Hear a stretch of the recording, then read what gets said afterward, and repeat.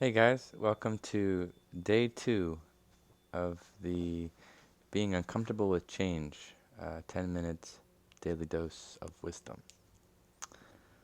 So, being uncomfortable with change,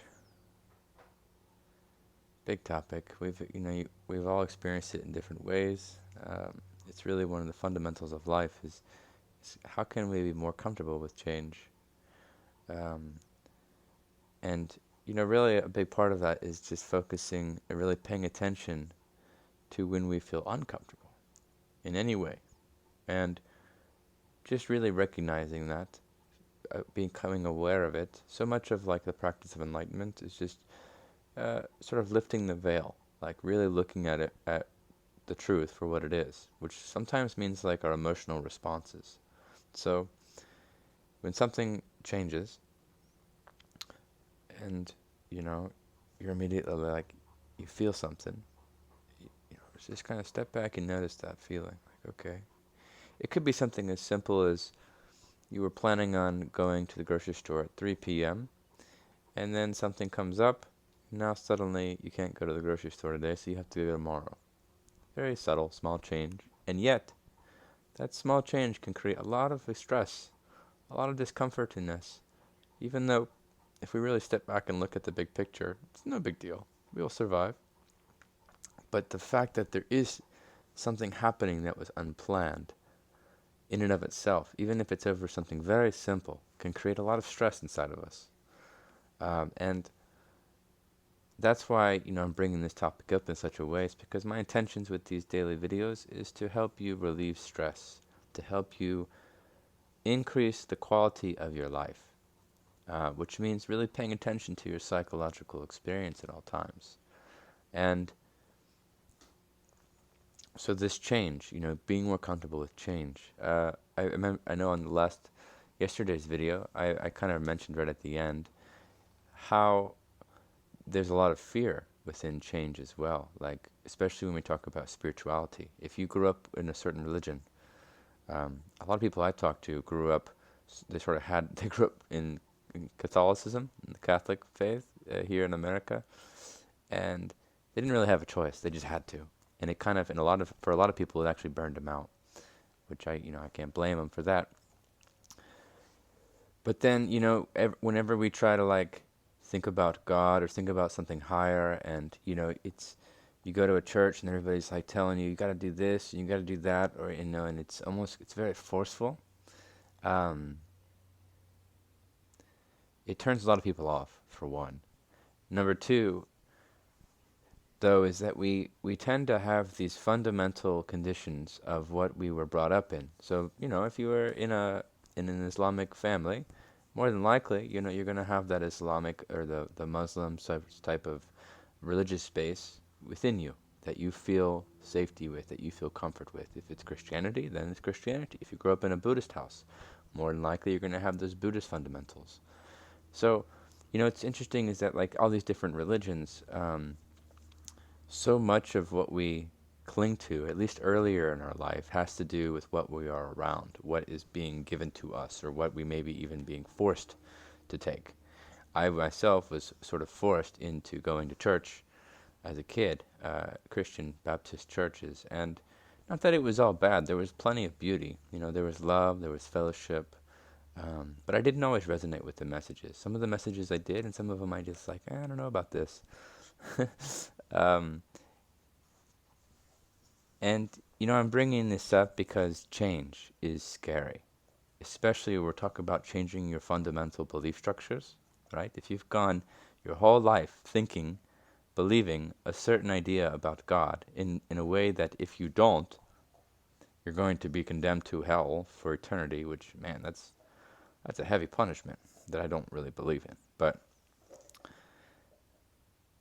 so the idea of changing your perspective, the changing your fundamental religious belief, is very intense, very scary, very intimidating.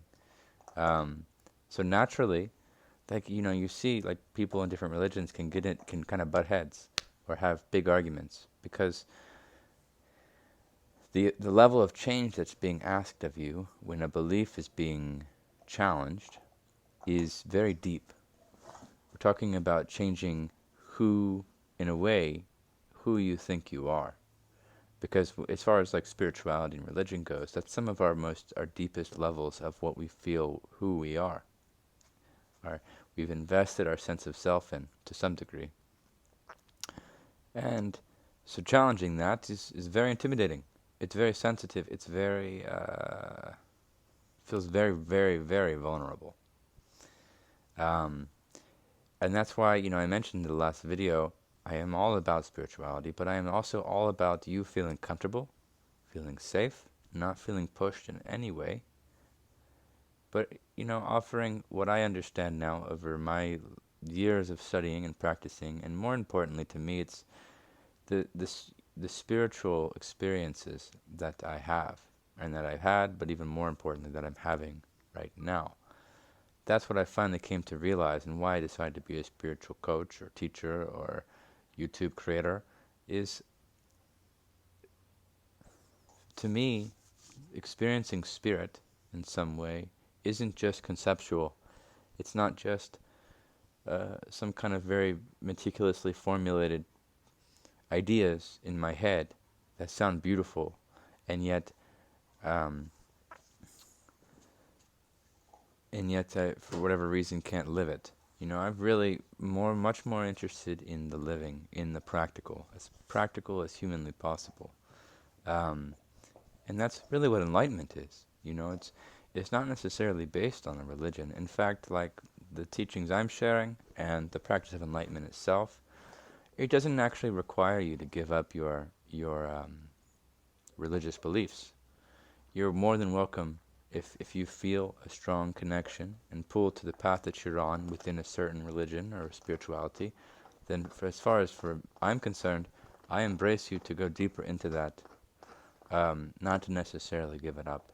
Some people may feel like they've only been doing it because they were told to, or because they thought it was the right thing, in which case, for that matter, it may be more valuable to let that go and to see what happens next and go deeper into other practices and things. But for others who are very, very not only committed, but also experiencing the fruits of their belief structure, then by all means, don't throw it away. Enjoy it. Keep going deeper into it, deeper and deeper and deeper into it. And also going deeper into your personal relationship with the divine, however that may look, or whatever words you prefer to use with that, rather than being dependent on other individuals' interpretations to tell you what the spiritual texts mean, or what the divine is trying to tell you. Trust yourself. That's one of my biggest messages, is really cultivating a genuine relationship with the divine, between you and the divine, and not having these middlemen. It's ironic because in some way I guess I am kind of that middleman for a brief moment, but hopefully, I'm asking to be that just enough for you to find the real confidence and courage to trust yourself, to know yourself, and so that you can embrace change. Because a lot of awakening, a lot of spiritual enlightenment is about learning how to live with change and embrace change, including the change of who we believe we are and what we believe is true. Big, sensitive changes that are being asked. And, so with these types of changes, though, I recommend, some people, they may feel like, I'm ready, I'm just going to jump in. I'm just going to jump full force in. And for others, take your time, nice and slowly. One foot in your comfort zone, and then kind of test the grounds with the other foot. And if it doesn't feel right, listen to yourself, listen to your own intuition or your own spirit, and keep following that gently, and just keep doing that. And you keep learning, you keep growing, you keep realizing, oh, I made a mistake there, and oh, I'm doing great over here. And that's how we just keep growing, and it's beautiful. So be on the lookout for any challenging changes today. See you tomorrow.